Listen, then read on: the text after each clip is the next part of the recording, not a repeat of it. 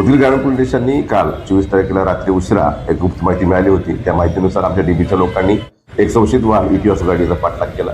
त्याच्यामध्ये आमच्या लोकांनी जेव्हा ती गाडी संशयित कार थांबवली, 2 वाहनं आमच्या अडवून आणि त्यामध्ये एक आरोपी ताब्यात घेतल्यानंतर पाहणी केली असता सदर वाहनामध्ये जवळपास 2.5 लाखाचा विमल गुटखा आणि इतर तंबाखूजन्य पदार्थ असे 3 लाखाचा जवळपास गुटख्याचा मुद्देमाल आम्ही जप्त केलेला आहे.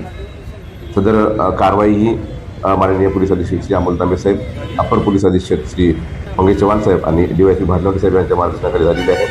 यामध्ये आमच्या DBचे अंमलदार श्री राम बोरसडे, नामदेव चेवले, डेबेटवार, नारागुडे, गोरपडे या लोकांनी या ठिकाणी मेहनत घेतलेली आहे आणि सध्या याच्यामध्ये गुन्हा दाखल करण्यात आलेला आहे 4/9/2020 प्रमाणे आणि एक आरोपी सध्या अटक करण्यात आलेला आहे. त्या सदर आरोपीची PCR घेऊन आम्ही त्यामध्ये कसून चौकशी करत आहोत.